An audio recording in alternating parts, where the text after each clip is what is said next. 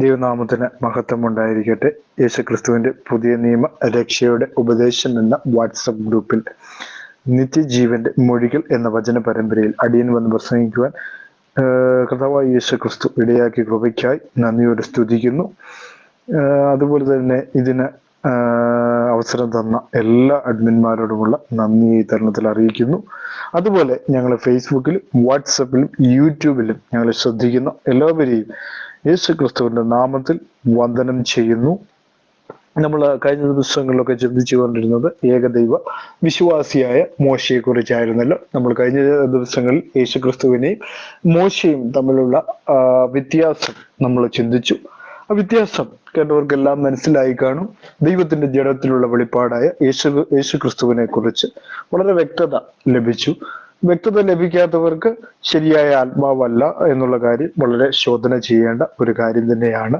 അവരവരെ തന്നെ ശോധന ചെയ്ത് അവരെ തന്നെ ദൈവത്തിന് ഏൽപ്പിച്ചുകൊണ്ട് അവരെ തന്നെ കർത്താവിനെ ഏൽപ്പിച്ചുകൊണ്ട് ഏതാണ് ശരിയെന്ന് അവർക്ക് തന്നെ ദൈവം വെളിപ്പെടുത്തട്ടെ എന്ന് ഓർപ്പിച്ചുകൊണ്ട് ഞാൻ ഇന്നത്തെ വചനത്തിലേക്ക് കിടക്കുകയാണ്. ഇന്ന് പുറപ്പാട് പുസ്തകം നമ്മൾ കഴിഞ്ഞ ദിവസങ്ങളിലൊക്കെ വായിച്ചു. മോശയെ ഒരുക്കുന്ന കാഴ്ചയൊക്കെ നമ്മൾ കണ്ടു. ഫറവോന് ദൈവം ആക്കിയിരിക്കുന്നു അല്ലെ. അത് എന്താണ്? ഫറവോന് മുകളില് അധികാരം ദൈവം അവന് കൊടുത്തു എന്നുള്ള കാര്യത്തെ കുറിച്ചാണ് നമ്മൾ ഇന്നലെ കഴിഞ്ഞ ദിവസങ്ങൾ പഠിച്ചു. യേശുക്രിസ്തുവിന് എന്താണ് അങ്ങനെ പ്രത്യേകിച്ച് അധികാരങ്ങളൊന്നും കൊടുത്തില്ല. യേശുക്രിസ്തുവിനെ നേരിട്ട് പറഞ്ഞു, എനിക്ക് അധികാരം തന്നിട്ടുണ്ട് എന്ന് യേശുക്രിസ്തു പറഞ്ഞില്ല. മോശയാണ് പറഞ്ഞത് എന്താണ്? എനിക്ക് ദൈവം പറഞ്ഞിട്ട് താൻ വന്നതാണ് എന്ന് പറഞ്ഞു. യേശുക്രിസ്തു ദൈവം അയച്ചിട്ട് വന്നു എന്ന് പലയിടത്തും പറഞ്ഞിട്ടുണ്ടെങ്കിലും എന്താണ്? പിതാവ് അയച്ചിട്ടാണ് പുത്രൻ വന്നു എന്ന് പറയുന്നുണ്ടെങ്കിലും സർവ മഹത്വവും യേശുക്രിസ്തു എടുത്തിരിക്കുന്ന കാഴ്ച നമുക്ക് കഴിഞ്ഞ ദിവസങ്ങളിൽ നമ്മൾ പഠിച്ചു. സ്വർഗത്തിലും ഭൂമിയിലും സകല അധികാരവും തനിക്ക് നൽകപ്പെട്ടിരിക്കുന്നു എന്നുള്ള കാര്യം വളരെ വ്യക്തമായിട്ട് പറഞ്ഞു. മോശയ്ക്ക് അത് ധൈര്യത്തോടെ പറയുവാൻ കഴിയുകയില്ല എന്നുള്ള കാര്യവും നമ്മൾ കഴിഞ്ഞ എപ്പിസോഡിൽ ഉറപ്പിച്ചു കഴിഞ്ഞു എന്നുള്ള കാര്യമാണ്. അതിൽ നിന്ന് നമുക്ക് മനസ്സിലാക്കാൻ കഴിയും, അവൻ സാക്ഷാൽ ദൈവമായിരുന്നവൻ മനുഷ്യനായിട്ട് ഭൂമിയിലേക്ക് ഇറങ്ങി വന്നതാണ്, അല്ലെങ്കിൽ വെളിപ്പെട്ട് വന്നതാണ് അല്ലെ. അങ്ങനെയാണ് പൗലോസ് അപ്പോസ്തലന്റെ ഭാഷയിൽ പറയുകയാണെങ്കിൽ അത് അങ്ങനെ തന്നെയാണ്. അതിന് യാതൊരു മാറ്റവും വരാനില്ല. ഏതെങ്കിലും ഒരു തൃത്വ പണ്ഡിതനോ ത്രിയേക പണ്ഡിതനോ വന്ന് പറഞ്ഞാലും, അല്ലെങ്കിൽ ഒരു യാഹൂവ വ്യത്യാസം അല്ലെങ്കിൽ യഹോവ സാക്ഷി പറഞ്ഞെന്ന് പറഞ്ഞാലും, ഏക വണ്ണസ് ആണെന്ന് പറയുന്ന ഏതെങ്കിലും വ്യക്തി വന്ന് പറഞ്ഞെന്ന് പറഞ്ഞാലും ദൈവവചനത്തിലുള്ള വെളിപ്പാടുകൾ മാറ്റുവാൻ ആർക്കും സാധിക്കുകയില്ല എന്നുള്ള കാര്യം ഓർപ്പിച്ചുകൊണ്ട് ഞാൻ ഇന്ന് വചനത്തിലേക്ക് കിടക്കുകയാണ്. അപ്പം ആർക്കാണ്? ഫറവോന് ദൈവമാക്കിയിരിക്കുന്നു. അടുത്ത വാക്യത്തിൽ എഴുതിയിരിക്കുകയാണ്, നിന്റെ സഹോദരൻ അഹരോൻ നിനക്ക് പ്രവാചകനായിരിക്കും. ഞാൻ നിന്നോട് കൽപ്പിക്കുന്നതൊക്കെ നീ പറയണം. നിന്റെ സഹോദരനെ അഹരോൻ ഇസ്രായേൽ മക്കളെ തന്റെ ദേശത്ത് നിന്ന് വിട്ടയപ്പാൻ ഫറവോനോട് പറയണം അല്ലെ. അപ്പൊ ദൈവം മോശയെ വീണ്ടും ബലപ്പെടുത്തി അയക്കുകയാണ് അല്ലെ. അങ്ങനെ നമ്മൾ കാണുവാനായിട്ട് സാധിക്കുന്ന യേശുക്രിസ്തുവിനെ നമ്മൾ കാണുമ്പോൾ അങ്ങനെയുള്ള ഒരു കാഴ്ചയൊന്നും നമ്മൾ കാണുന്നില്ല. യേശുക്രിസ്തുവിനെ ധൈര്യപ്പെടുത്തി വിട്ടതായിട്ടൊന്നും നമുക്ക് കാണുവാനായിട്ട് സാധിക്കുന്നില്ല. മോശ ഇവിടെ ധൈര്യപ്പെടണമെങ്കിൽ ദൈവം എത്ര പ്രാവശ്യം അവനെ പറഞ്ഞ് മനസ്സിലാക്കിയിട്ട് വേണം ഒന്ന് ധൈര്യപ്പെടുത്തണമെങ്കിൽ അല്ലെ. അതിൽ തന്നെ മനസ്സിലാക്കും മോശ കേവലം ഒരു മനുഷ്യരും യേശുക്രിസ്തു ദൈവവുമാണെന്നുള്ള സത്യത്തിലേക്ക് വിരൽ ചൂണ്ടപ്പെടുന്നു എന്നുള്ളതാണ് അല്ലെ. അതിനെ കണ്ടവൻ പിതാവിനെ കണ്ടിരിക്കുന്നു എന്ന് പറഞ്ഞു കഴിഞ്ഞാൽ, ഞാൻ കഴിഞ്ഞ ദിവസം അതിനെ കുറിച്ച് വളരെ വ്യക്തമായിട്ട് പറഞ്ഞതാണ് അല്ലെ. യേശുക്രിസ്തുവിനെ കണ്ടു കഴിഞ്ഞെങ്കിൽ അത് പിതാവിനെ കണ്ടതുപോലെയാണ്. വളരെ ഉറപ്പിക്കാവുന്ന ഒരു സത്യം തന്നെയാണ് പറഞ്ഞത്. പീലിപ്പോസ് ചോദിച്ചപ്പോ പീലിപ്പോസ് ചിന്തിച്ച എന്താണ്? രണ്ടുപേരുണ്ട് അല്ലെ. ദൈവത്തിൽ ഇനി രണ്ടുപേരുണ്ടാകും അല്ലെ. വേറെ ആൾ ഇനി സ്വർഗത്തിൽ ഉണ്ടാവുമോ എന്നൊരു സംശയം പീലിപ്പോസിനെ അലട്ടുന്നുണ്ട്. പീലിപ്പോസിനെ മാത്രമല്ല എല്ലാ ശിഷ്യന്മാരെ അലട്ടുന്നുണ്ട്. പക്ഷെ പീലിപ്പോസ് മാത്രമാണ് ആ സംശയം ഉന്നയിച്ച, പിതാവിനെ ഒന്ന് ഞങ്ങൾക്കൊന്ന് കാണിച്ചു തരണം എന്ന് പറഞ്ഞപ്പോൾ എന്താ പറഞ്ഞു? ഞാൻ ഇത്രയും നാളും നിന്റെ കൂടെ ഇരുന്നിട്ട് നീ എന്നെ അറിയുന്നില്ലയോ പീലിപ്പോസ് എന്ന് ചോദിക്കുന്നതിൽ നിന്നും തന്റെ ജഡത്തിലുള്ള വെളിപ്പാടാണ്, ദൈവത്തിന്റെ ജഡത്തിലുള്ള വെളിപ്പാടാണ് യേശുക്രിസ്തു എന്ന് വളരെ വ്യക്തമായിട്ട് പൗലോസ് അപ്പോസ്തലൻ തിമോത്തിയുടെ ലേഖനത്തിൽ വളരെ വ്യക്തമായിട്ട് അതിനെക്കുറിച്ച് രേഖപ്പെടുത്തിയിരിക്കും, നമുക്ക് കാണുവാനായിട്ട് സാധിക്കുന്നു എന്നുള്ളതാണ്. അപ്പം അതിന്റെ 2-ാം വാക്യത്തിൽ എഴുതിയാണ്, ഞാൻ നിന്നോട് കൽപ്പിക്കുന്നതൊക്കെ നീ പറയണം. നിന്റെ സഹോദരനായ അഹരോൻ ഇസ്രായേൽ മക്കളെ തന്റെ ദേശത്തു നിന്നും വിട്ടയപ്പാൻ ഫറവോനോട് പറയണം. അപ്പൊ ഓരോ പ്രാവശ്യവും ദൈവവും മോശയും തമ്മിൽ ഒരു കോൺവെർസേഷൻ ഉണ്ട്, അല്ലെ? യേശുക്രിസ്തു ഒരു കാര്യം ചെയ്യുന്നതിന് പ്രത്യേകിച്ച് കോൺവെർസേഷനെ കുറിച്ച് അവിടെ കാണുന്നില്ല, പ്രാർത്ഥിക്കുന്നുണ്ട്. കാരണം മനുഷ്യന് പ്രാർത്ഥന ഏറ്റവും ആവശ്യകരമായ ഘടകമാണ്, അല്ലെ? പ്രാർത്ഥനയിലൂടെ അല്ലാതെ അവന് എന്താണ് പറയുന്നത്, പിശാചിനെയോ അല്ലെങ്കിൽ എന്തിനേയും അതിജീവിക്കണമെങ്കിൽ ദൈവത്തോടുള്ള പ്രാർത്ഥന നിരന്തരമായിരിക്കണം. യേശുക്രിസ്തു ഒരു മാതൃകയാണ്, മനുഷ്യനൊരു മാതൃക വയ്ക്കുകയാണ്.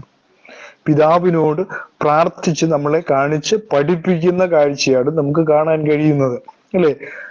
എന്ന് പറഞ്ഞുകൊണ്ട് അവൻ പ്രാർത്ഥിക്കുകയാണ്, അവൻ തന്റെ ആത്മാവിനോട് പ്രാർത്ഥിക്കുന്നു, അല്ലെ? ദൈവം തന്റെ ആത്മാവിനോട് പ്രാർത്ഥിക്കുകയാണ്. വലിയ വ്യത്യാസങ്ങളൊന്നും തന്നെയില്ല, അല്ലെ?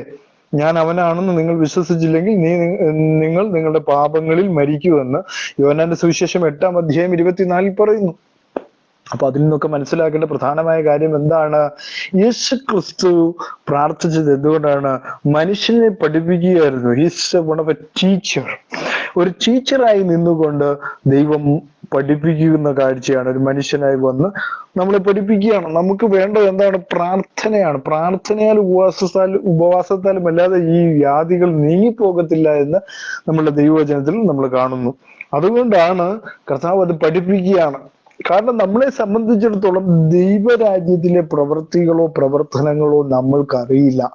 അത് ദൈവം നമ്മളെ പൂർണ്ണമായി പഠിപ്പിച്ചെങ്കിൽ മാത്രമേ നമ്മൾ അവന്റെ രാജ്യത്തിന് പ്രയോജനപ്പെടുന്നവനായി തീരുകയുള്ളൂ.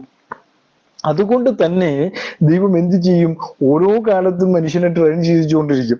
കാരണം ശിഷ്യന്മാർക്ക് പോലും പ്രാർത്ഥിക്കുക എന്ന് പറയുന്ന വളരെ ബുദ്ധിമുട്ടുള്ള കാര്യമല്ലേ? ആ നാഴികയിൽ ഉറക്കളച്ചിരിക്കാനായിട്ട് പറഞ്ഞപ്പോൾ, താൻ ക്രൂശിക്കപ്പെടുന്നതിന് മുമ്പ് ഉറക്കളച്ചിരിക്കാൻ പറഞ്ഞിട്ട് പോലും അവർക്ക് ഇരിക്കുവാൻ കഴിഞ്ഞില്ല. മനുഷ്യനെ സംബന്ധിച്ചിടത്തോളം പ്രാർത്ഥന എന്ന് പറയുന്ന കാര്യം ഒരു മടിയുള്ള കാര്യമല്ലേ? നമ്മുടെ ജീവിതത്തിൽ ഏറ്റവും പ്രശ്നമുള്ള ഒരു കാര്യം എന്താണെന്നറിയോ? പ്രാർത്ഥിക്കുവാനുള്ള മടി നമുക്കൊക്കെ എപ്പോഴും ഉള്ളൊരു കാര്യമാണ്, പ്രാർത്ഥിക്കുവാനായിട്ട്. പ്രാർത്ഥന എന്ന് പറയുന്നത് ദൈവത്തോടുള്ള നേരിട്ടുള്ള കോൺവെർസേഷൻ. അത് പലപ്പോഴും നമ്മുടെ ഇടയിൽ എന്താണ്? പലപ്പോഴും കുറവാണ്. ദൈവത്തിന് അങ്ങനെയുള്ളവരെയാണ് ഇഷ്ടം, തന്നോട് എപ്പോഴും കോൺവെർസേഷൻ, അല്ലെ? ചില ആളുകളിലൊക്കെ പ്രാർത്ഥിക്കുക എന്ന് പറഞ്ഞ അയ്യോ ദൈവമേ എന്ന് പറഞ്ഞുകൊണ്ട് കരഞ്ഞ് വേദനിച്ച് ഇതൊക്കെയാണ്, അല്ലെ? ആബാ പിതാവി എന്ന് വിളിക്കുവാനുള്ള പുത്രത്വത്തിന്റെ ആത്മാവിനെ തന്ന ദൈവത്തിന് മുമ്പിൽ നമുക്ക് സംസാരിക്കുവാനായിട്ട്, അല്ലെങ്കിൽ കോൺവെർസേഷൻ, അവൻ ആഗ്രഹിക്കുന്നു നമ്മളോട് സംസാരിക്കുവാനായിട്ട്. അതാവുന്ന നമ്മൾ എങ്ങനെയാണ്? പ്രാർത്ഥനയിലൂടെയാണ് കോൺവെർസേഷൻ നമ്മൾ പറഞ്ഞു തീർക്കുന്നത്, ദൈവത്തോട് പറഞ്ഞു തീർക്കുന്ന കാഴ്ചയും നമുക്ക് കാണുവാനായിട്ട് സാധിക്കുന്നു എന്നുള്ളതാണ്. അപ്പോ എന്താണ്? നിന്റെ സഹോദരനെ അഹരോൻ ഇസ്രായേൽ മക്കളെ തന്റെ ദേശത്ത് നിന്ന് വിട്ടയപ്പാൻ ഫറവോനോട് പറയണം. അപ്പൊ ഓരോ സമയത്തും മോശയും ദൈവവും തമ്മിലൊരു കോൺവെർസേഷൻ ഉണ്ട്, ഇല്ലേ? ഒരു കാര്യം ചെയ്യണമെങ്കിൽ, ഓരോ മിനിറ്റിലും ഓരോ കാര്യം ചെയ്യണമെങ്കിൽ ഒരു കോൺവെർസേഷൻ നടത്താതെ മോശയ്ക്ക് ചെയ്യാൻ കഴിഞ്ഞിട്ടില്ല. യേശുക്രിസ്തു അങ്ങനെ ആയിരുന്നില്ല. 5 അപ്പം കൊണ്ട് 5000 പേരെ പോഷിപ്പിക്കുമ്പോഴും, താൻ സ്വർഗത്തിലേക്ക് കരം നീട്ടി ഇതെല്ലാം ചെയ്യുമ്പോഴും താൻ എന്ത് ചെയ്തില്ല? മോശയെ പോലെ പേടിച്ചല്ല ഒരു കാര്യം ചെയ്യുന്നത്. തന്നെ കൊണ്ട് ചെയ്യാൻ കഴിയില്ല എന്ന് പറഞ്ഞുകൊണ്ടല്ല താൻ ഇതൊക്കെയും ചെയ്തുകൊണ്ടിരുന്നത്. അപ്പോ 3-ാമത്തെ വാക്യത്തിൽ എഴുതിയിരിക്കുകയാണ്, എന്നാൽ ഞാൻ ഫറവോന്റെ ഹൃദയം കഠിനമാക്കും. അല്ലേ? ഫറവോന്റെ ഹൃദയം എപ്പോഴും കഠിനമായിക്കൊണ്ടിരിക്കും. തന്റെ കീഴിലുള്ള അല്ലെങ്കിൽ തന്റെ കീഴിൽ നിൽക്കുന്ന ജനങ്ങളെ തനിക്ക് പരിധിയിൽ നിർത്താൻ അറിയാം എന്നുള്ള കാര്യമാണ്. മറ്റൊരുത്തന്റെ സഹായം എനിക്ക് വേണ്ട, ഞാൻ ഇവിടുത്തെ എന്താണ് ഫറവോ, അല്ലെങ്കിൽ ഇവിടുത്തെ എന്താ പറയാ, അവിടുത്തെ രാജാവാണ്, അല്ലെങ്കിൽ ഞാൻ അവിടുത്തെ ചക്രവർത്തിയാണ്, ഞാൻ അവിടുത്തെ പ്രധാനമന്ത്രിയാണ് എന്നുള്ളൊരു ചിന്ത എന്താണ് ഫറവോനുണ്ട്. അതുകൊണ്ട് ഫറവോന്റെ ഹൃദയം എപ്പോഴും എന്ത് ചെയ്യും? മാറിക്കൊണ്ടിരിക്കും. അതുകൊണ്ടാണ് എഴുതിയിരിക്കുന്നത് അവന്റെ ഹൃദയം കഠിനമായിക്കൊണ്ടിരിക്കും. കാരണം അവന്റെ കയ്യിലാണ് അധികാരം മുഴുവൻ ഇരിക്കുന്നത്. അധികാരം എന്താണ്? അധികാരത്തിലിരിക്കുന്നവന് അത് കുറച്ചിലാണ്. കാരണം അവരെ വിട്ടുകൊടുക്കുക എന്ന് പറയുമ്പോൾ അവന്റെ കീഴിലുള്ളവരെ അവന് നടത്തണം. അതുകൊണ്ടാണ് അവനിത് കുറച്ചില് പോലെ തോന്നുന്നതായിട്ട് നമുക്ക് കാണുവാനായിട്ട് സാധിക്കുന്നു. അപ്പം നമ്മൾ മനസ്സിലാക്കേണ്ട ഒരു കാര്യം എന്താണ്? ഏക സത്യ ദൈവത്തെ അറിയുവാൻ വേണ്ടിയാണ് എന്താണ് മോശ ഈ ഇസ്രായേൽ ജനത്തെ വിടിവിച്ചു കൊണ്ടുപോകുന്ന കാഴ്ച നമുക്ക് കാണാൻ കഴിയുന്നു. ഏകസത്യ ദൈവത്തെ അറിയണം എന്നത് മനുഷ്യന് ഏറ്റവും പ്രാധാന്യമുള്ള ഒരു കാര്യമാണ്. അത് ലളിതമായ അനുസരണ ഭാവത്തിലൂടെ മനസ്സിലാക്കിയില്ലെങ്കിൽ കഠിനമായ വഴികൾ ഉപയോഗിച്ച് ദൈവം അത് പഠിപ്പിക്കും. അതാണ് അതിനകത്ത് നമ്മൾ മനസ്സിലാക്കേണ്ട പ്രധാനമായ കാര്യം എന്ന് പറയുന്നത്. ഇവിടെ ഫറവോയെ സംബന്ധിച്ചിടത്തോളം അവന്റെ ഹൃദയം കഠിനമായിക്കൊണ്ടിരിക്കുന്നു. അവന് മുമ്പിൽ വേറെ ആരുമില്ല എന്നൊരു ചിന്ത ഫറവോനെ ഭരിക്കുന്നുണ്ടാവും. വളരെ വ്യക്തമായിട്ട് നമുക്ക് അതിൽ നിന്ന് മനസ്സിലാക്കാൻ കഴിയുന്നു. അവന്റെ ഹൃദയം ഓരോ നിമിഷവും കഠിനമാകുമ്പോൾ നമ്മൾ മനസ്സിലാക്കേണ്ട ഒരു പ്രധാനമായ കാര്യമെന്ന് പറയുന്നത്. അപ്പോൾ നമ്മൾ മുന്നോട്ട് വായിക്കുമ്പോൾ മിസ്രയീം ദേശത്ത് എന്റെ അടയാളങ്ങളും അത്ഭുതങ്ങളും വർദ്ധിപ്പിക്കും. ഫറവോൻ നിങ്ങളുടെ വാക്ക് കേൾക്കുകയല്ല. ഞാൻ മിസ്രയീമിൽ എന്റെ കൈ വെച്ച് വലിയ ശിക്ഷാവിധിയിൽ എന്റെ ഗണങ്ങളെ, എന്റെ ജനമായ ഇസ്രായേൽ മക്കളെ തന്നെ മിസ്രയീം ദേശത്തു നിന്നും പുറപ്പെടുവിക്കും. അപ്പോ ദൈവം വീണ്ടും തന്റെ വാഗ്ദത്തം പറയാണ്, മിസ്രയീം പ്രദേശത്ത് എന്റെ അടയാളങ്ങളും അത്ഭുതങ്ങളും വർദ്ധിപ്പിക്കും. അപ്പൊ ദൈവം തന്റെ പ്രവൃത്തി ചെയ്യുന്നതിന് താൻ ഏക ദൈവമാണ്, ഏകസത്യ ദൈവമാണെന്ന് തെളിയിക്കുവാൻ താൻ തന്റെ അത്ഭുത പ്രവൃത്തികളും അടയാളങ്ങളും ഒക്കെ വർദ്ധിപ്പിക്കുമെന്നാണ് ദൈവം പറയുന്നത്. അതായത് 4-ാം വാക്യത്തിൽ ഫറവോൻ നിങ്ങളുടെ വാക്ക് കേൾക്കുകയില്ല. ഞാൻ മിസ്രയീമിന്മേൽ എന്റെ കൈ വെച്ച് വലിയ ശിക്ഷാവിധികളാൽ എന്റെ ഗണങ്ങളെ, എന്റെ ജനമായ ഇസ്രായേൽ മക്കളെ തന്നെ മിസ്രയീം ദേശത്ത് നിന്ന് പുറപ്പെടുവിക്കും. അപ്പൊ അത്ഭുതങ്ങളും അടയാളങ്ങളും വലിയ ശിക്ഷകളും ഒക്കെയാണ് ദൈവത്തിന് വിട്ടുകൊടുക്കാത്ത ജനത്തെ, അല്ലെങ്കിൽ ദൈവത്തിന് വിട്ടുകൊടുക്കാത്ത ഫറവോയുടെ ആ ഒരു മിസ്രയീം ദേശത്തിന് താൻ ശിക്ഷ വിധിക്കുമെന്നാണ് ദൈവത്തിന്റെ അരുളപ്പാട്. അങ്ങനെ ഞാൻ എൻ്റെ കൈ മിസ്രയീമിന്മേൽ നീട്ടി ഇസ്രായേൽ മക്കളെ അവരുടെ ഇടയിൽ നിന്ന് പുറപ്പെടുവിക്കുമ്പോൾ ഞാൻ യഹോവ എന്ന് മിസ്രയീമ്യർ അറിയും. കണ്ടോ, അവിടെ നമ്മൾ ശ്രദ്ധിക്കേണ്ട ഒരു കാര്യമാണ്. അങ്ങനെ ഞാൻ എൻ്റെ കൈ മിസ്രയീമിൽ നിന്ന് നീട്ടി ഇസ്രായേൽ മക്കളെ അവരുടെ ഇടയിൽ നിന്ന് പുറപ്പെടുവിക്കുമ്പോൾ ഞാൻ യഹോവ എന്ന് മിസ്രയീമ്യർ അറിയും. അപ്പം പഴയ നിയമത്തിൽ യഹോവ എന്ന പേര് എടുത്തത് എന്തിനാണ്? ജനത്തെ വിടുവിക്കുവാൻ വേണ്ടിയായിരുന്നു ആ പേരെടുത്തത്, അല്ലെ? യഹോവയായ ദൈവം പറയുന്നു, എന്നിൽ മറ്റൊരുത്തനില്ല. പുതിയ നിയമത്തിൽ വരുമ്പോൾ മറ്റൊരുത്തൻ ഉണ്ടെന്നൊക്കെയാണ് ഇവിടുത്തെ തൃത്വക്കാരും യാഹ്വേ വിറ്റ്നസ്സും ഒക്കെ പറയുന്നത്. അപ്പൊ അവര് പറയുന്നത് എന്തുകൊണ്ടാണ്? അവരെ സംബന്ധിച്ചിടത്തോളം അവർക്ക് അത്രയ്ക്കുള്ള അറിവേ ഉള്ളൂ. ദൈവത്തെക്കുറിച്ചും ദൈവവചനത്തെക്കുറിച്ചും അത്രമാത്രം അറിവേ അവർക്കുള്ളൂ എന്നുള്ളതാണ് നമ്മൾ മനസ്സിലാക്കേണ്ട പ്രധാനമായ കാര്യം. ദൈവവചനത്തിൽ പറഞ്ഞേക്കുന്നത് എന്നിൽ മറ്റൊരുത്തൻ ഇല്ല എന്ന് യഹോവയായ ദൈവം തറപ്പിച്ച് പറയുമ്പോൾ പുതിയ നിയമത്തിൽ പുതിയൊരാൾ ജനിച്ചു. കഴിഞ്ഞ ദിവസം ആരാണ്ട് പറയുന്നു, യേശു ക്രിസ്തുവിന് 2000 വർഷത്തിന് മുമ്പ് ജനിച്ച ആളായിരുന്നു. ആണോ? അങ്ങനെയാണോ? അങ്ങനെയായിരുന്നെങ്കിൽ അവൻ അങ്ങനെ പറയുകയില്ലായിരുന്നു. എങ്ങനെ പറയുകയില്ലായിരുന്നു? യഹൂദന്മാരോട് പറയാൻ, ഞാൻ അബ്രഹാമിന് മുമ്പേ ഉണ്ട്. അപ്പൊ അബ്രഹാമിന് മുമ്പേ യേശു ക്രിസ്തു ഉണ്ടെങ്കിൽ അത് രണ്ടാമനായിട്ട് അവിടെ ഇരിക്കണം. പക്ഷെ അവിടെ രണ്ടാമനാണോ? അല്ല. എന്നിൽ മറ്റൊരുത്തനില്ല എന്ന് യഹോവയായ ദൈവം തറപ്പിച്ച് പറയുമ്പോൾ മറ്റൊരാളോട് ഇല്ല എന്നുള്ള കാര്യമാണ്. അപ്പൊ ദൈവത്തിന്റെ ജഡത്തിലുള്ള വെളിപ്പാട് തന്നെയാണ് യേശു ക്രിസ്തു എന്ന് വളരെ വ്യക്തമായിട്ട് നമുക്ക് ഉറപ്പിക്കുവാൻ സാധിക്കുന്നത്. 2000 വർഷങ്ങൾക്ക് മുമ്പല്ല യേശു ക്രിസ്തു ഈ ഭൂമിയിൽ ജനിച്ചത്. അബ്രഹാമിന് മുമ്പേ ഞാൻ ഉണ്ട് എന്ന് പറയുമ്പോൾ വന്നവൻ ഞാനാകുന്നവൻ ഞാനാകുന്നു എന്ന് പറഞ്ഞവൻ തന്നെയാണ് ഭൂമിയിലേക്ക് മനുഷ്യനായി ഇറങ്ങി വന്നതും അവൻ തന്നെയാണ്, ഒരേ ആൾ തന്നെയാണ് എന്നുള്ള വളരെ വ്യക്തമായ അരുളപ്പാടിലേക്ക് നമ്മൾ കടന്നു പോകുന്നു എന്നുള്ളതാണ്, അല്ലെ? അപ്പോ മോശയും അഹരോനും യഹോവ തങ്ങളോട് കൽപ്പിച്ചതുപോലെ ചെയ്തു. അപ്പൊ യഹോവയ്ക്ക് അറിയണം, യഹോവയ്ക്ക് എന്താണ്, താനാണ് ഇത് ചെയ്തതെന്ന് അറിയണം, അല്ലെ? പുതിയ നിയമത്തിലേക്ക് വരുമ്പോൾ പറയുന്നത് ഞാൻ വന്നവരെ രക്ഷിക്കും, അല്ലെ? ഞാൻ വന്ന് രക്ഷിക്കും. അങ്ങനെയാണ് യെരൂശലേമിൽ ബത്ലഹേമിൽ കർത്താവ് വന്ന് ജനിക്കുന്നത്. കർത്താവ് പലപ്പോഴും പറഞ്ഞു, ഞാൻ ഇവിടെ നിന്നുള്ളവനാ, സ്വർഗത്തിൽ അല്ലെങ്കിൽ മീതെ ഉള്ളവൻ എന്നാണ് പറയുന്നത്. മേളിൽ നിന്നുള്ളവനാണ് ഞാൻ ഒരിക്കലും ഭൂമിയിൽ നിന്നുള്ളവനല്ല. ഭൂമിയിൽ നിന്നുള്ളവനായിരുന്നെങ്കിൽ 2000 വർഷങ്ങൾക്ക് മുമ്പ് ജനിച്ച ആളാന്ന് നമുക്ക് പറയാൻ കഴിയും. ഇത് 2000 വർഷങ്ങൾക്ക് മുമ്പ് ജനിച്ച ആളല്ല, അവൻ സർവ്വലോകങ്ങൾക്ക് മുമ്പേ ഉള്ളവനാണ്. നിത്യ പറയുന്നവന് സർവ്വലോകങ്ങൾക്ക് മുമ്പ് പിതാവിന് ജനിച്ചവനാണ്. അങ്ങനെ ഒരു കാര്യം ദൈവവചനത്തിൽ കാണുന്നില്ല. അങ്ങനെ ഒരു കാര്യം ദൈവവചനം പറയുന്നില്ല എന്നുള്ള കാര്യമാണ് നമ്മൾ മനസ്സിലാക്കേണ്ട കാര്യം. സർവ്വലോകങ്ങൾക്ക് മുമ്പ് പിതാവിന് ജനിച്ചവനാണ്, അങ്ങനെ ഒരു കാര്യം പറയുന്നില്ല. പറയാത്ത കാര്യങ്ങൾ കൂട്ടിച്ചേർത്ത് വെച്ച് ദൈവജനത്തെ പറ്റിക്കുന്ന സ്വഭാവങ്ങൾ വളരെയേറിയിരിക്കുന്ന ഒരു കാലഘട്ടത്തിലാണ് നമ്മൾ ജീവിച്ചു കൊണ്ടിരിക്കുന്നത്. കുറെ കാലങ്ങളായി ഇത് നമ്മൾ കേൾക്കുന്നു. പിതാവിൽ നിന്ന് ജനിച്ചു, സർവ്വലോകങ്ങൾക്ക് മുമ്പ് പിതാവിൽ നിന്ന് ജനിച്ചവൻ. കാരണം ഇവൻ ആദ്യജാതൻ എന്ന് പറയുന്നത് എന്തുകൊണ്ടാണ്? യേശു ക്രിസ്തുവിനെ കുറിച്ച് ആദ്യജാതൻ എന്ന് പറയുന്നത് എന്തുകൊണ്ടാണ്? പാപം ചെയ്യാത്തവർക്ക്, മനുഷ്യനും മനുഷ്യകുലവും പാപത്തിന്റെ അധീനതയിലാണ്. അപ്പൊ ആ അധീനതയിൽ നിൽക്കുന്ന മനുഷ്യനെ രക്ഷിക്കുവാൻ ഒരു മനുഷ്യൻ വേണം. അതുകൊണ്ടാണ് സ്ത്രീയുടെ സന്തതി സർപ്പത്തിന്റെ തല തകർക്കുമെന്നുള്ള വാഗ്ദത്തം നിറവേറേണ്ടതായിട്ടുണ്ട്. അത് മോശയെ കൊണ്ട് ചെയ്യാൻ പറ്റുമോ? മോശയെ നമ്മൾ നോക്കുമ്പോൾ മോശയ്ക്ക് കുറവുകൾ മാത്രമേ പറയാനുള്ളൂ. ആ മോശയ്ക്ക് എങ്ങനെ സർപ്പത്തിന്റെ തല തകർക്കാൻ കഴിയും? മോശ അവരുടെ സ്ത്രീയുടെ സന്തതിയാണ്, അല്ലെ? മോശ സ്ത്രീയുടെ സന്തതിയാണ്. യേശു ക്രിസ്തു അങ്ങനെയല്ല. അവൻ ദൈവാത്മാവിനാൽ ജനിച്ചതാണ്. ദൈവാത്മാവിനാൽ ജനിച്ച് മനുഷ്യനായി തീർന്ന യേശു ക്രിസ്തു പറയുകയാണ്, യേശു ക്രിസ്തു പറയുകയാണ്, ഞാൻ സ്ത്രീയുടെ സന്തതി എന്ന് പറയുമ്പോൾ തന്നെ സർപ്പത്തിന്റെ തല തകർക്കണമെങ്കിൽ ഒരു മനുഷ്യപുത്രൻ വേണം. മനുഷ്യപുത്രൻ ഉണ്ടെങ്കിൽ മാത്രമേ എന്ത് ചെയ്യാനൊക്കത്തുള്ളൂ? സർപ്പത്തിന്റെ തല തകർക്കാൻ പറ്റുകയുള്ളൂ. ദൈവത്തിന്റെ ജഡത്തിൽ വെളിപ്പെടാതെ നിവൃത്തിയില്ലായിരുന്ന ഒരവസ്ഥയിലാണ്. കാരണം മനുഷ്യനെല്ലാം പാപം ചെയ്ത് ശിക്ഷയ്ക്ക് വിധേയനായി നിൽക്കുമ്പോഴാണ് ദൈവം ജഡത്തിൽ വെളിപ്പെടുന്നത്. അല്ലാതെ വേറെ നിവൃത്തി ഉണ്ടായിരുന്നില്ല. അതുകൊണ്ടാണ് സ്ത്രീയുടെ സന്തതി എന്ന് യേശു കർത്താവിനെ വിളിക്കുന്നതിന്റെ കാരണം. അല്ലാതെ ഈ പിശാചിന്റെ പ്രവർത്തനങ്ങളെ അല്ലെങ്കിൽ പിശാചിന്റെ ആ ഒരു ശക്തിയെ തകർക്കണമെങ്കിൽ അവൻ മനുഷ്യനായെങ്കിലേ പറ്റുകയുള്ളൂ. മനുഷ്യനാകാതെ പറ്റുകയില്ല. അങ്ങനെ മനുഷ്യനായി തീരുകയായിരുന്നു, അല്ലെ? മോശയും പ്രവാചകന്മാരും എഴുതിയവനെ ഞങ്ങൾ കണ്ടു. അതായത് രണ്ടാമത്തെ ആളെ അല്ല കണ്ടു എന്ന് ആണോ കണ്ടത്?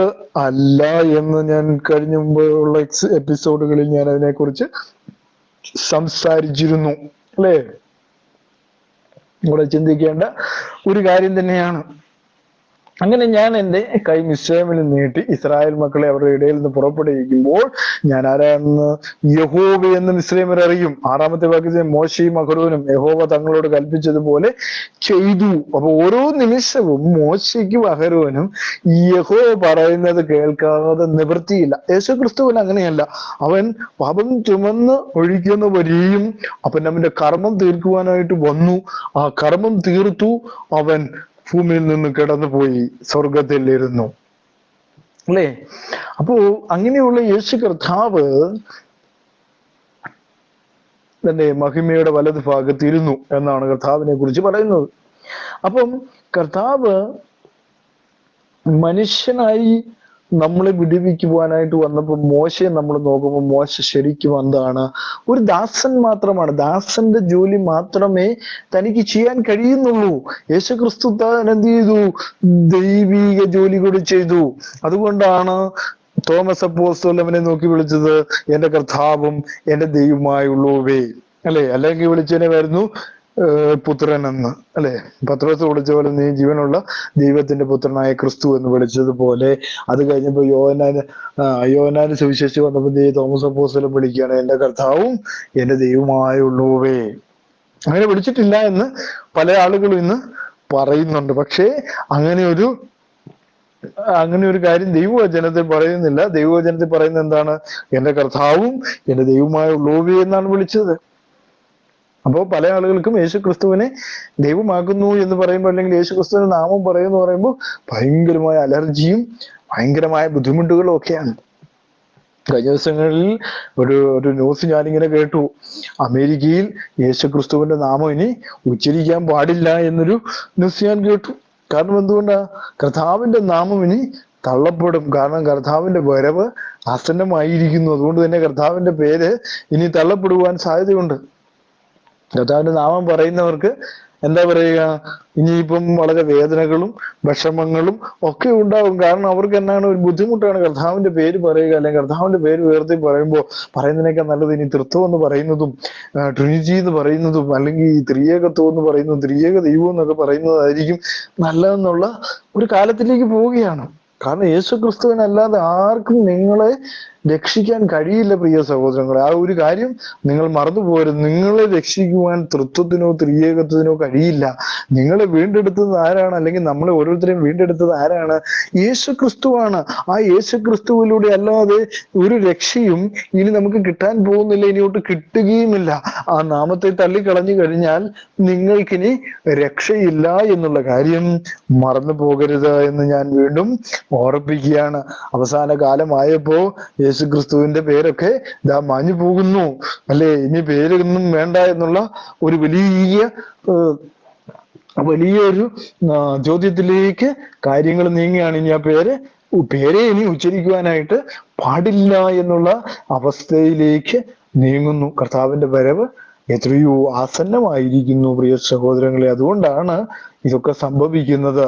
അതൊക്കെ ഓർത്തുകൊണ്ട് കർത്താവിൽ തന്നെ പോരാടുവാൻ, മരണം വരെയും യേശു ക്രിസ്തുവിന് വേണ്ടി ജീവിക്കുവാൻ നിങ്ങൾക്ക് കഴിഞ്ഞാൽ അതിൽ വേറെ ഭാഗ്യമുണ്ടോ സഹോദരങ്ങളെ? അപ്പോ അവിടെ നമ്മൾ വായിക്കുമ്പോൾ 7-ാമത്തെ വാക്യത്തിൽ എഴുതിയിരിക്കുകയാണ്, അവർ ഫറവോനോട് സംസാരിച്ച കാലത്ത് മോശയ്ക്ക് 80 വയസ്സും അഹരോന് 83 വയസ്സുമായിരുന്നു എന്നാണ് പറയുന്നത്. അപ്പൊ എത്രയോ വയസ്സുണ്ടല്ലോ, ചെറുപ്പക്കാരൊന്നും അല്ല മോശ അല്ലെ. മോശയെ വിളിക്കുമ്പോൾ തന്നെ 40 വയസ്സെങ്ങാനും ഉണ്ടായിരുന്നു. പിന്നെയും 40 വർഷങ്ങൾക്ക് ശേഷമായിരിക്കണം വിളിക്കുന്നത്. മോശയ്ക്ക് 80 വയസ്സെന്നാണ് അവിടെ ഇരിക്കുന്നത്. അപ്പൊ 40 വർഷങ്ങൾക്ക് ശേഷമാണ് തന്റെ പ്രവൃത്തി ദൈവം ആരംഭിക്കുന്നത്. യേശുക്രിസ്തുവിന് ഒരു സ്പെസിഫിക് പീരീഡ് ആണ്. 30 വയസ്സ് വരെയും അവൻ ഭൂമിയിൽ മനുഷ്യനെ പോലെ സഞ്ചരിച്ചു. 30-ാമത്തെ വയസ്സിന് ശേഷം തന്റെ പ്രവൃത്തി സുവിശേഷ വേല താൻ തുടങ്ങി. ആ 33 വർഷത്തിന് ശേഷം, അതായത് 3.5 വർഷങ്ങൾക്ക് ശേഷം താൻ ക്രൂശിൽ മരിച്ചു അല്ലെ. ക്രൂശിൽ മരിച്ച് ഉയർത്തെഴുന്നേറ്റ് തന്റെ പ്രവൃത്തികൾ, അത്രയും നാളത്തെ പ്രവൃത്തികൾക്ക് വേണ്ടിയാണ് ദൈവം മനുഷ്യനായി ജഡത്തിൽ വെളിപ്പെട്ട് തന്റെ പ്രവൃത്തി തികച്ച ശേഷം മഹിമയുടെ വലത് ഭാഗത്തിരുന്നു എന്ന് കാണുവാനായിട്ട് സാധിക്കുന്നു. അപ്പോ എന്താണ് നമ്മൾ മനസ്സിലാക്കേണ്ട പ്രധാനമായ കാര്യം? 8-ാമത്തെ വാക്യത്തിലേക്ക് വരുമ്പോ 7:8 യഹോവ മോശയോടും അഹരോനോടും ഫറവോൻ നിങ്ങളോട് ഒരു അത്ഭുതം കാണിപ്പിൻ എന്ന് പറഞ്ഞാൽ നീ അഹരോന് നിന്റെ വടിയെടുത്ത് ഫറവോന്റെ മുമ്പാകെ നിലത്തിടുക എന്ന് പറയണം, അത് സർപ്പമായി തീരുമെന്ന് കൽപ്പിച്ചു. അപ്പൊ ഫറവോൻ നിങ്ങളോട് ഒരു അത്ഭുതം കാണിക്കുവാൻ എന്ന് പറഞ്ഞാൽ നീ അഹരോനോട്, അപ്പം നേരത്തെ വടിയുടെ കാര്യം പറഞ്ഞായിരുന്നു, വടി സർപ്പമായതിനെ കുറിച്ചൊക്കെ അല്ലെ. മോശയെ എത്രയോ പ്രാവശ്യം ട്രെയിൻ ചെയ്തിട്ടായിരിക്കാം കർത്താവ് തന്റെ രാജ്യത്തിന് വേണ്ടി ഉപയോഗിക്കുവാനായിട്ട് ഒരുങ്ങി എന്നുള്ള കാര്യം നമ്മൾ ചിന്തിക്കേണ്ട ഒരു വസ്തുത തന്നെയല്ലേ. യേശുക്രിസ്തുവിന് അതിന്റെ ആവശ്യമുണ്ടായിരുന്നില്ല. യേശുക്രിസ്തു, ഞാൻ പറഞ്ഞു, കാനായിലെ കല്യാണത്തിന് അല്ലെങ്കിൽ കല്യാണ നാളിൽ വന്നപ്പോൾ തന്റെ ഭൂമിയിലെ അമ്മയായ മറിയത്തോട് അല്ലെ, ഭൂമിയിലെ അമ്മയായ മറിയത്തോട് പറയുകയാണ്, അതായത് ഭൂമിയിലെ അമ്മയായ മറിയത്തോട് താൻ പറയുകയാണ് തന്റെ നാഴിക ഇതുവരെ വന്നിട്ടില്ല. പക്ഷെ നാഴിക വരാത്ത ഒരാൾക്ക് എങ്ങനെയാണ് കൽഭരണികളിൽ വെള്ളം നിറയ്ക്കാൻ പറയുമ്പോൾ അത്ഭുതങ്ങൾ സംഭവിക്കുന്നത് അല്ലെ? വളരെ ചിന്തിക്കേണ്ട ഒരു കാര്യം തന്നെയാണ്. യേശുക്രിസ്തു പറഞ്ഞു എന്റെ നാഴിക ഇതുവരെ വന്നിട്ടില്ല. നാഴിക വരാൻ പോവുകയാണ്. ആ കല്യാണ നാളിലാണ് ആദ്യത്തെ നാഴിക തന്റെ മുമ്പിൽ തുറക്കുന്നത് അല്ലെ. യേശുക്രിസ്തുവിന് വളരെ ഉറപ്പാണ്. മോശയ്ക്ക് പോലും ഉറപ്പില്ല. കാരണം 40-ാമത്തെ വയസ്സിലാണ് തനിക്ക് ദൈവം പ്രത്യക്ഷപ്പെടുന്നത്. പിന്നെയും 40 വർഷങ്ങൾക്ക് ശേഷം തന്നെ വീണ്ടും തന്റെ പ്രവൃത്തിക്ക് വേണ്ടി ദൈവം അയക്കുന്ന കാഴ്ച നമുക്ക് കാണുവാനായിട്ട് സാധിക്കുന്നു. അപ്പൊ എത്രയോ വ്യത്യാസമുണ്ടല്ലേ മോശയും യേശുക്രിസ്തുവും തമ്മിലുള്ള വ്യത്യാസം അല്ലെ.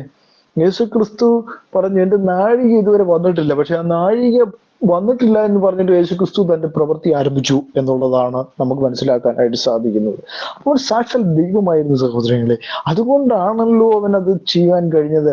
മോശയ്ക്ക് സമയമാകാതെ ഒരിക്കലും വടി താഴെ ഇട്ടാൽ സർപ്പമാകില്ല.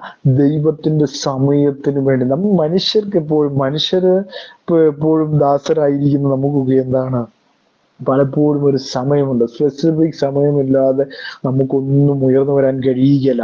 ദൈവിക സമയം നമുക്കെല്ലാം ഉണ്ട്. പക്ഷെ യേശുക്രിസ്തുവിന് അവൻ വിചാരിക്കുന്ന സമയത്ത് അത് ചെയ്യുവാൻ കഴിഞ്ഞു. വളരെ ശ്രദ്ധിക്കേണ്ട ഒരു കാര്യം തന്നെയല്ലേ. അവൻ 12-ാമത്തെ വയസ്സിൽ യഹൂദന്മാരോട് തർക്കിക്കുന്നു. പിന്നീട് അവനെ കാണുന്നില്ല. പിന്നീട് 30-ാമത്തെ വയസ്സിലാണ് പിന്നീട് കർത്താവിനെ കാണുന്നത്, ദൈവവചനത്തിൽ നമ്മൾ കാണുന്നത്. അതിനു മുമ്പ് അവൻ സാധാ മനുഷ്യനെ പോലെ ജീവിച്ചു അല്ലെ. തന്റെ ഭൂമിയിലെ പിതാവിനെ സഹായിച്ചും ഒക്കെ തന്റെ വളർത്തു പിതാവിന് അല്ലെങ്കിൽ വളർത്തു മാതാവും പിതാവിനെയും സഹായിച്ചു. അങ്ങനെയാണ് തന്റെ 29 വയസ്സ് വരെ താൻ ജീവിച്ചത് എന്നാണ് ചരിത്രങ്ങളും ദൈവവചനങ്ങളും കർത്താവിനെ കുറിച്ച് പറയുന്നത്. പക്ഷെ 30-ാമത്തെ വയസ്സിൽ ഇങ്ങനെ ഒരു സംഭവം അവിടെ ഉണ്ടാകുമെന്ന് കർത്താവിനോട് ആരും പറഞ്ഞിട്ടില്ല. മോശയോടായിരുന്നെങ്കിൽ ദൈവം നേരത്തെ പറഞ്ഞതിനെ വരുന്നു. കർത്താവിനോട് പറഞ്ഞില്ല, കർത്താവിനോട് ആരും പറഞ്ഞില്ല. കർത്താവ് ആ സമയത്ത് കർത്താവിനോട് നേരിട്ട് വന്ന ആളുകൾ പറയാണ്, അവൻ എന്തെങ്കിലും ചെയ്താൽ, മറിയം പറയുന്നത്, അവൻ എന്തെങ്കിലും ചെയ്താൽ, അവൻ എന്തെങ്കിലും കൽപ്പിച്ചാൽ, അല്ലെങ്കിൽ അവൻ എന്തെങ്കിലും ചെയ്താൽ ആ ഒരു അത് മാത്രം നിങ്ങൾ അനുസരിച്ചാൽ മതി. കാരണം എന്താണ്, വരുന്നവൻ സാക്ഷാൽ ദൈവപുത്രനാണെന്നും ദൈവത്തിന്റെ ജഡത്തിലുള്ള വെളിപ്പാടാണെന്നും ഒക്കെയും മറിയയ്ക്ക് അറിയാമായിരുന്നു. അതുകൊണ്ട് തന്നെയാണ് മറിയ എന്ത് ചെയ്തത്, അവൻ എന്തെങ്കിലും കൽപ്പിച്ചാൽ അത് ചെയ്യുവാനായിട്ട് പറഞ്ഞത്. കാരണം ഗബ്രിയേൽ ദൂതന്റെ വെളിപ്പാട് അവൾക്ക് ജപിച്ചിട്ടുണ്ട്. കാരണം ജനിക്കുന്നതിന് മുമ്പ് തന്നെ നിന്നിൽ ഉത്ഭവിക്കുവാൻ പോകുന്ന പ്രജ ആരാണ്, സാക്ഷാൽ ദൈവപുത്രനാണ്, അല്ലെങ്കിൽ ദൈവത്തിന്റെ ജഡത്തിലുള്ള വെളിപ്പാട് തന്നെയാണ് എന്നുള്ള കാര്യം മറിയയ്ക്ക് ബോധ്യമുണ്ടായിരുന്നു. മറിയയ്ക്ക് ബോധ്യമുണ്ടായിരുന്നത് കൊണ്ടാണ് പലപ്പോഴും മറിയ എന്ത് ചെയ്തത്, അവൻ കൽപ്പിക്കുന്നത് പോലെ ചെയ്യുവാനായിട്ട് കാനായിലെ കല്യാണത്തിൽ പറയുന്നത് അല്ലെ. കർത്താവ് എന്തെങ്കിലും കൽപ്പിക്കുക. അപ്പൊ കർത്താവിന്റെ അടുക്കൽ ചെന്നപ്പോ കർത്താവ് പറഞ്ഞു, കൽഭരണികളിൽ വെള്ളം നിറയ്ക്കുക. കാരണം എന്റെ നാഴിക ഇതുവരെ വന്നിട്ടില്ല, സ്ത്രീയെ എനിക്കും നിനക്കും തമ്മിൽ എന്താ അല്ലേ. കർത്താവ് ചോദിക്കുകയാണ്, കർത്താവ് അല്ലെ, ഒരു പിതാവ് ഇതുവരെ എന്റെ സമയം ഇതുവരെ അനുവദിച്ചിട്ടില്ല, സമയമായിട്ടില്ല. കർത്താവ് പറഞ്ഞ എന്റെ നാഴിക ഇതുവരെ വന്നിട്ടില്ല. മോശയാണെ പറയും, പിതാവ് എന്നോട് ഇതുവരെ ഒന്നും പറഞ്ഞിട്ടില്ല, ദൈവം എന്നോട് ഒന്നും പറഞ്ഞിട്ടില്ല, അതുകൊണ്ട് ഞാൻ എന്ത് ചെയ്യുന്നില്ല, എനിക്കിപ്പോ ഒന്നും ചെയ്യാൻ കഴിയുകയില്ല, ദൈവം എനിക്ക് ഇതുവരെ ഒന്നും ശക്തിയൊന്നും തന്നിട്ടില്ല. നമ്മൾ മനുഷ്യരാണ്, നമ്മൾ തന്നെ പറയും, നമ്മൾ തന്നെ പറയൂ, കർത്താവ് എന്ന സമയം ഇതുവരെ ആയിട്ടില്ല എന്ന് പറയത്തുള്ളൂ അല്ലെ. നമ്മള് കർത്താവ് ദൈവത്തിന്റെ പുത്രനായിരുന്നെങ്കിൽ, അതായത് മറ്റൊരു വ്യക്തിത്വമായിരുന്നെങ്കിൽ പറഞ്ഞതിന് വരുന്നു, പിതാവ് എന്നോട് മോളിൽ നിന്നൊന്നും പറഞ്ഞിട്ടില്ലാത്തതുകൊണ്ട് ഞാൻ എന്ത് ചെയ്യുന്നില്ല, എനിക്ക് ചെയ്യാറായിട്ടില്ല, അതുകൊണ്ട് ഞാനൊന്നും ചെയ്യുന്നില്ല, ഇവിടെ ഒന്നും ചെയ്യാൻ പോകുന്നില്ല. പക്ഷേ മോശയായിരുന്നെങ്കിൽ ഇത് പറഞ്ഞതിനായിരുന്നു, കാരണം എന്നോട് മേളിൽ നിന്നും പറഞ്ഞിട്ടില്ല, മേളിൽ നിന്ന് പറഞ്ഞാലേ മോശയ്ക്ക് എന്തെങ്കിലും ചെയ്യാൻ കഴിയത്തുള്ളൂ. പക്ഷെ യേശു ക്രിസ്തുവിന് അങ്ങനെയല്ല. അവൻ പറഞ്ഞു, കൽഭരണികളിൽ വെള്ളം നിറയ്ക്ക്. വളരെ ചിന്തിക്കേണ്ട ഒരു കാര്യമല്ലേ, വളരെ ചിന്തിക്കേണ്ട ഒരു വസ്തുത തന്നെയാ. കൽഭരണിയിൽ വെള്ളം നിറയ്ക്ക് വീഞ്ഞുകളിൽ ഒരു അത്ഭുതങ്ങൾ നടക്കാൻ പോവാണെന്ന് കർത്താവിന് ഉറപ്പുണ്ട്. കാരണം ദൈവമാണ് അല്ലേ.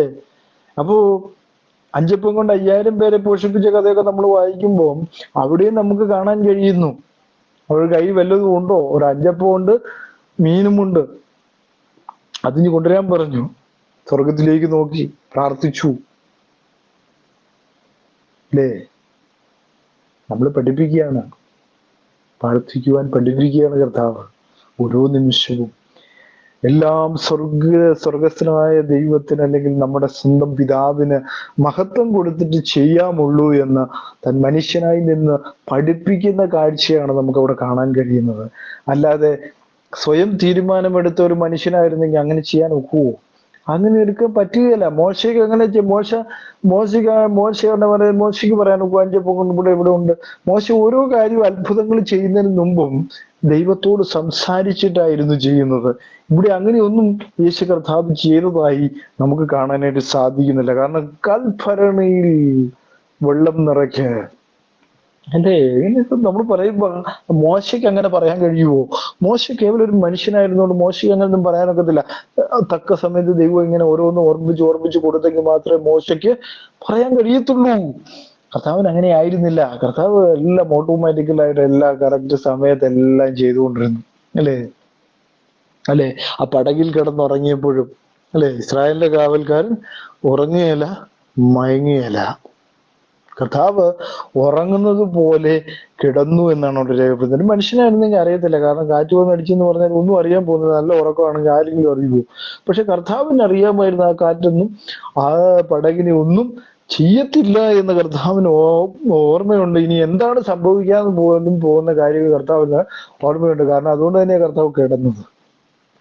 ശിഷ്യന്മാരിങ്ങനെ കാറ്റ് കണ്ട് പേടിച്ച് വലയുമെന്ന് കർത്താവിന് അറിയാം. കർത്താവിന് നടക്കാൻ പോകുന്ന കാര്യം വരെയും വളരെ വ്യക്തമായിട്ട് അറിയാമായിരുന്നു. മോശയ്ക്ക് അറിയത്തില്ല. മോശയോട് ചോദിച്ചു കഴിഞ്ഞാൽ മോശയ്ക്ക് അറിയത്തില്ല. മോശയോട് ചോദിക്കുക നീ അടുത്ത നിമിഷത്തിൽ എന്ത് സംഭവിക്കും എന്ന് ചോദിച്ചാൽ മോശയ്ക്ക് അറിയുകയില്ല. പക്ഷെ കർത്താവിനോട് ചോദിച്ചാൽ കർത്താവ് പറയും ഇനി അടുത്ത സമയത്ത് എന്താണ് സംഭവിക്കാൻ പോകുന്നതെന്ന് കർത്താവ് പറയും. അതാണ് മോശയും കർത്താവും തമ്മിലുള്ള വ്യത്യാസം. വളരെ ചിന്തിക്കേണ്ട ഒരു കാര്യം തന്നെയാണ് അവിടെ നമ്മൾ മനസ്സിലാക്കുന്ന ഒരു വലിയ കാര്യം എന്ന് പറയുന്നത്. അപ്പം ഒരു അത്ഭുതം കാണിപ്പീൻ എന്ന് പറഞ്ഞാൽ നീ അഹരോനോട് നിന്റെ വടിയെടുത്ത് ഫറവോന്റെ മുമ്പാകെ നിലത്തിടുക എന്ന് പറഞ്ഞു. അത് ഒരു സർപ്പമായി തീരുമെന്ന് കൽപ്പിച്ചു. അങ്ങനെ മോശയും അഹരോനും ഫറവോന്റെ അടുക്കൽ ചെന്ന് യഹോവ തങ്ങളോട് കൽപ്പിച്ചതുപോലെ ചെയ്തു. അഹരോൻ തന്റെ വടി ഫറവോനെയും അവന്റെ ഭൃത്യന്മാരെയും മുമ്പാകെ നിലത്തിട്ടു. അത് സർപ്പമായി തീർന്നു. ഇപ്പൊ നേരത്തെ ഇത് പഠിപ്പിച്ചിരുന്നു അല്ലേ? അത്രമാത്രം പഠിപ്പിച്ചു വെച്ചല്ലേ? യേശുക്രിസ്തു ഞാനും പഠിപ്പിച്ചില്ല. കാരണം കൽപ്പനയ്ക്കകത്ത് വെള്ളം ഒഴിക്കണം എന്നുള്ള കാര്യം സ്വർഗത്തിൽ നേരത്തെ പഠിച്ചിട്ടല്ല കർത്താവ് വന്നത്. കർത്താവ് പറഞ്ഞു, കൽപ്പിച്ചു, അതങ്ങനെ സംഭവിച്ചു അല്ലേ? കർത്താവ് ശിഷ്യന്മാരോട് എന്താ പറഞ്ഞത്? നിങ്ങൾ സ്വർഗത്തിൽ നിങ്ങൾ ഭൂമിയിൽ കെട്ടുന്നതൊക്കെ സ്വർഗത്തിലും കെട്ടും, നിങ്ങൾ ഭൂമിയിൽ അടിക്കും സ്വർഗത്തിലും അടിക്കും. നമ്മളെ ചിന്തിക്കേണ്ട ഒരു കാര്യം തന്നെ. നമ്മള് പലപ്പോഴും നമ്മുടെ ചിന്ത എന്താണ്? യേശു ക്രിസ്തു ദൈവമല്ല എന്നുള്ള കാര്യത്തെ കുറിച്ചാണ്. ദൈവമായിരുന്നു, സാക്ഷാൽ ദൈവമായതുകൊണ്ടാണ് അവൻ ഇതെല്ലാം ചെയ്തത്. ക്രൂശിൽ കയറി ലോകത്തിന്റെ മുഴുവൻ പാപങ്ങൾ എടുത്ത് ചുമന്ന് ഒഴിച്ചത് ഒരു സാക്ഷാൽ ദൈവമായതുകൊണ്ടാണ്. ദൈവമല്ലാത്ത മനുഷ്യൻ എന്ത് കഴിയും? മോശയ്ക്ക് എന്ത് കഴിയും? കാരണം മോശയാണ് ശക്തിയേറിയ പ്രവാചകനെന്നും അപ്പോസ്തലനെന്നും കഴിഞ്ഞ എപ്പിസോഡിൽ തന്നെ ഞാൻ രേഖപ്പെടുത്തിയിരുന്നു.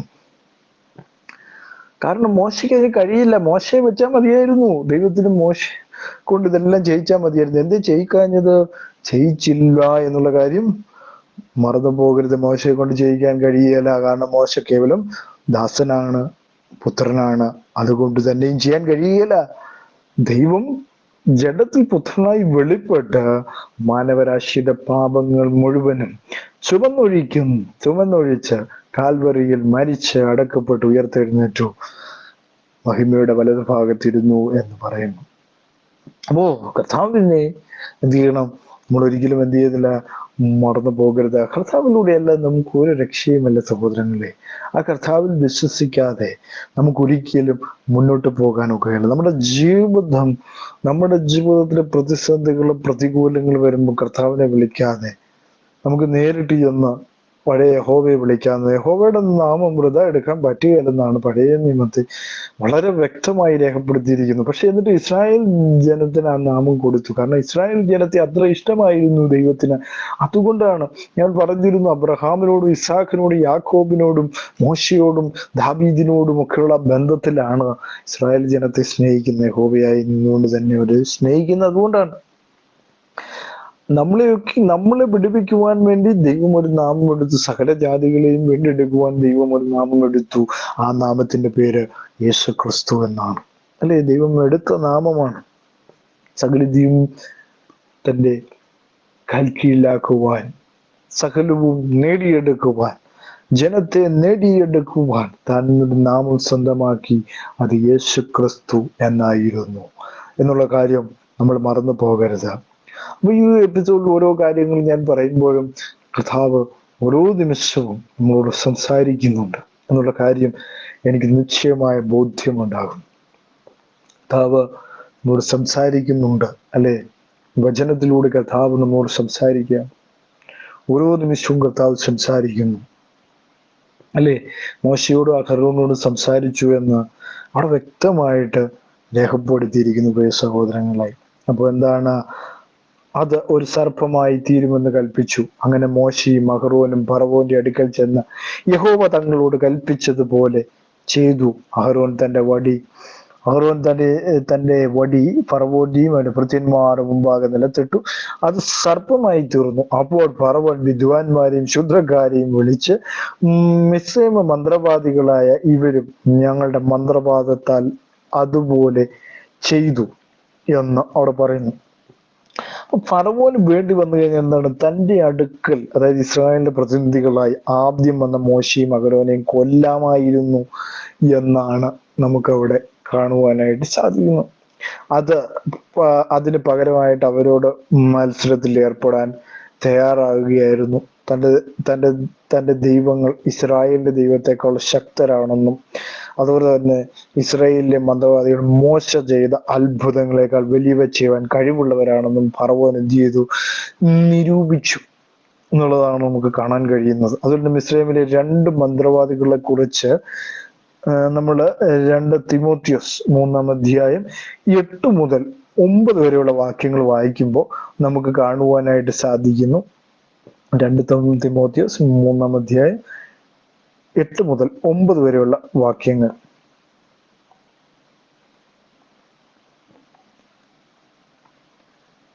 എട്ട് മുതൽ 9 വരെ. യനേസും യംബ്രേസും മോശയോട് എതിർത്തു നിന്ന പോലെ തന്നെ ഇവരും സത്യത്തോട് മറുത്തു നിൽക്കുന്നു. ദുർബുദ്ധികളും വിശ്വാസം സംബന്ധിച്ച് കൊള്ളരുതാത്തവരും അത്രേ. അവർ അധികം മുഴങ്ങുകയില്ല. മേൽപ്പറഞ്ഞവരുടെ ബുദ്ധികേട് എല്ലാവർക്കും വെളിപ്പെട്ടതുപോലെ അവരുടെ ബുദ്ധികേടും വെളിപ്പെടും. നീയോ എന്റെ ഉപദേശം, നടപ്പ്, ഉദ്ദേശം, വിശ്വാസം, ദീർഘക്ഷമ, സ്നേഹം, സഹിഷ്ണുത എന്നിവയും എന്ന് അവിടെ കാണുന്നു. അപ്പൊ എന്താണ്? എതിർത്തു നിന്നു എന്നാണ്. ആ മന്ത്രവാദികളെ കുറിച്ച് അവിടെ യന്നേസും യംബ്രേസും എന്നാണ്. അതായത് ഈ പേരുകൾ എവിടെയാണ്?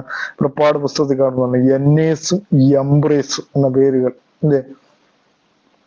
7-ാം അധ്യായത്തിൽ പറഞ്ഞിരിക്കുന്ന കാര്യം തിമോത്തിയുടെ പുസ്തകത്തിൽ രേഖപ്പെടുത്തിയിരിക്കുന്നു എന്നുള്ള കാഴ്ച നമുക്ക് കാണുവാനായിട്ട് സാധിക്കുന്നു അല്ലെ? അപ്പോ അവിടെ എതിർത്ത് നിന്നു. എന്താണ് അവർ ചിന്തിക്കുന്നത്? എന്താണ് അവരുടെ ദൈവം? എന്താണ് ഇസ്രായേലിന്റെ ദൈവത്തെക്കാൾ വലുതാണ്. അതുകൊണ്ട് എന്താണ് ചില ആഭിചാരകൾക്കും ആൾ ദൈവങ്ങൾക്കും അത്ഭുതങ്ങൾ എന്ന് തോന്നിക്കുന്ന കാര്യങ്ങൾ ചെയ്യുവാൻ കഴിവുണ്ട്. നമ്മൾ മറന്നുപോയത്. അങ്ങനെ ചെയ്യുവാൻ അവർക്ക് കഴിയും. ആൾ ദൈവങ്ങൾക്കും ഈ അത്ഭുതങ്ങൾ കാണിക്കുന്ന ആൾ ദൈവങ്ങൾക്കൊക്കെ. നമ്മുടെ ഭൂമിയിൽ ഒത്തിരി അങ്ങനെയുള്ള ആൾ ദൈവങ്ങൾ നമുക്ക് നിത്യജീവിതത്തിൽ നമുക്ക് ഒരുപാട് നമ്മൾ കാണുന്നതാണ്. എന്നാൽ അവർ അതെന്താണ്? സത്യദൈവത്തിന്റെ ശക്തിയിലല്ല ചെയ്യുന്നത്. അപ്പം എന്താണ്? ഒരു സത്യദൈവത്തിന്റെ ശക്തിയാൽ ചെയ്യുന്ന ഒരു കാര്യമല്ല. വലിയ അത്ഭുതങ്ങളും അടയാളങ്ങളും കാണിക്കാൻ എഴുന്നേൽക്കുന്ന കള്ളക്രിസ്തുക്കളെ കുറിച്ചും കള്ളപ്രവാചകന്മാരെ സാത്താന്റെ അനുയായികളെ കുറിച്ചും യേശു ക്രിസ്തുവിന്റെ മുന്നറിയിപ്പ് നമ്മൾ മത്തായിയുടെ സുവിശേഷം 24-ാം അധ്യായം 24 മുതൽ 25 വരെയുള്ള വാക്യങ്ങൾ നമ്മൾ വായിക്കുമ്പോൾ അവിടെ കാണുന്നുണ്ട്. യേശുക്രിസ്തു അന്തിമ നാളിനെ കുറിച്ച് പറയുമ്പോൾ, കർത്താവിന്റെ 2-ാം വരവിനെ കുറിച്ചൊക്കെ സംസാരിക്കുമ്പോൾ അവിടെ നമുക്കിതൊക്കെ കാണാനായിട്ട് സാധിക്കുന്നുണ്ട് അല്ലേ?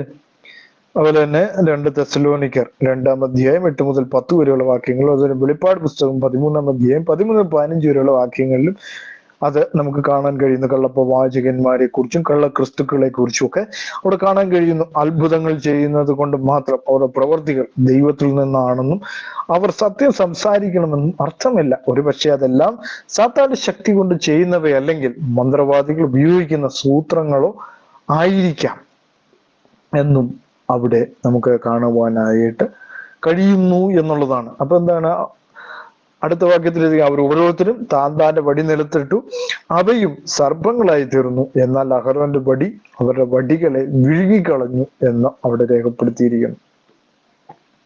അപ്പൊ എന്താണ്? മിസ്രൈമിലെ മന്ത്രവാദികളുടെ വലിയ ശക്തിയുമായും മോശയ്ക്കും അഹരോനും ബന്ധമുണ്ടെന്നുള്ള സന്ദേശം ആദ്യമായി ഇവിടെ ഫറവോൻ എന്ത് ചെയ്യുന്നു?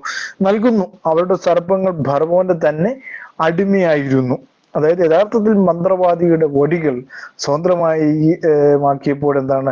ചിലവഴിക്കുവാൻ തുടങ്ങിയ സർപ്പങ്ങളായിരിക്കണം. ഒരുപക്ഷെ അത് എന്താണ്? അസാധാരണമായ ഒരു പ്രവൃത്തി അല്ലായിരുന്നു. ആ മന്ത്രവാദികൾ അത്ഭുതം ചെയ്യുന്നിരുന്നുവെങ്കിൽ തന്നെ എന്താണ്? സാത്താന്റെ ശക്തികൾ കൊണ്ടായിരിക്കും അവർ ചെയ്യുന്നത്. അപ്പൊ സാത്താന്റെ ശക്തി വളരെ ഉണ്ട് എന്നുള്ള കാര്യം നമ്മൾ എന്ത് ചെയ്ത് മറന്നു പോകരുത്. ദൈവത്തിന്റെ ശക്തിയുമുണ്ട്, പിശാചിന്റെ ശക്തിയുമുണ്ട് എന്നുള്ള കാര്യം നമ്മൾ ഇത്തരത്തിൽ മറന്നു പോകരുത്. 13-ാമത്തെ വാക്യത്തിൽ ഫറവോന്റെ ഹൃദയമോ യഹോവ അരുളി ചെയ്തതുപോലെ കഠിനപ്പെട്ടു എന്ന് അവിടെ രേഖപ്പെടുത്തിയിരിക്കുന്നു. അപ്പൊ എന്താണ്? അവിടെ ഫറവോൻ ഒരിക്കലും എന്താണ്? പരാജയം സമ്മതിക്കാനായിട്ട് തന്റെ മനസ്സ് അനുവദിക്കുന്നില്ല. കാരണം എന്താ? ഞാൻ ആദ്യം തന്നെ പറഞ്ഞു, അവൻ അധികാരമുള്ളവനാണ്. അധികാരമുള്ളവൻ എപ്പോഴും എന്താണ്? പരാജയം സമ്മതിക്കുവാനായിട്ട് വലിയ ബുദ്ധിമുട്ടായിരിക്കും. അല്ലെ? അവനെ സംബന്ധിച്ച് അവൻ അധികാരിയാണ്. കാലങ്ങളായി അവൻ ജനത്തെ ഭരിച്ചുകൊണ്ടിരിക്കുന്നവനാണ്. അവൻ പലതിനെയും പിടിച്ചെടുത്തിട്ടായിരിക്കാം അവൻ ആ അധികാരം കയ്യിൽ ഒതുക്കിയിരിക്കുന്ന. ആ അധികാരം നഷ്ടപ്പെട്ടാൽ പിന്നെ അവനില്ല എന്നുള്ള കാര്യം അവന് ബോധ്യം വരുമ്പോൾ അവൻ എന്ത് ചെയ്യും? വിട്ടുകൊടുക്കത്തില്ല. അതാണ് അവിടെ സംഭവിക്കുന്നുള്ള കാര്യം നമുക്ക് മനസ്സിലാക്കുവാനായിട്ട് സാധിക്കുന്നു. ഈ വചനങ്ങളൊക്കെ നിങ്ങൾക്ക് അനുഗ്രഹപ്രദമായെങ്കിൽ ഞാൻ നിങ്ങൾക്ക് വേണ്ടി പ്രാർത്ഥിക്കുവാൻ പോവുകയാണ്. മഹാപരിശുദ്ധനും നിത്യനുമായ ദൈവമേ, ഈ സമയത്തിനായി സ്തുതിക്കുന്നു. ഇത്തിരി നേരം വചനം കേട്ട എല്ലാവരെയും കർത്താവ് വാഴ്ത്തി അനുഗ്രഹിക്കണമേ എന്ന് പ്രാർത്ഥിക്കുന്ന കർത്താവ്, അങ്ങ് ഏക ദൈവമായ എന്ന് ഞങ്ങൾക്ക് വിശ്വസിക്കാൻ തന്ന ആ ഭാഗ്യത്തെ ഞങ്ങൾ ഓർത്ത് സ്തുതിക്കുന്ന കർത്താവ്, ഞങ്ങളെ വിടുവിക്കുകയും ഞങ്ങളെ കരുതുകയും ചെയ്യുന്ന നല്ല നാഥ, ഞങ്ങളെ വീണ്ടും സഹായിക്കണമേ, ഞങ്ങളെ വീണ്ടും ബലപ്പെടുത്തണമേ. ഇതിൽ അഡ്മിന്മാരായി പ്രവർത്തിക്കുന്ന എല്ലാവരെയും കർത്താവ് അനുഗ്രഹിക്കുകയും മാനിക്കുകയും ചെയ്യണമേ എന്ന് ഞാൻ പ്രാർത്ഥിക്കുന്നു പിതാവേ. അതുപോലെ തന്നെ രോഗികളായിട്ട് ഭാരപ്പെടുന്ന എല്ലാവർക്കും പൂർണ്ണമായ സൗഖ്യവും വിടുതലും എൻ്റെ കർത്താവ് നൽകി അനുഗ്രഹിക്കണമേ എന്ന് ഞാൻ പ്രാർത്ഥിക്കുന്നു കർത്താവേ. കൃപയാൽ എല്ലാവരെയും അനുഗ്രഹിക്കണം, ദേശത്തെ അനുഗ്രഹിക്കണം, രാജ്യങ്ങളെ അനുഗ്രഹിക്കണം എന്ന് പ്രാർത്ഥിക്കുന്നു കർത്താവേ. പ്രാർത്ഥന സ്വർഗം ശ്രദ്ധ വെച്ച് കേട്ട സ്തോത്രം. മാനവും മഹത്വോപജനം എടുക്കണമെന്ന് യേശു ക്രിസ്തുവിന്റെ തന്നെയുള്ള നാമത്തിൽ തന്നെ. ആമേൻ ആമേൻ. സ്തോത്രം.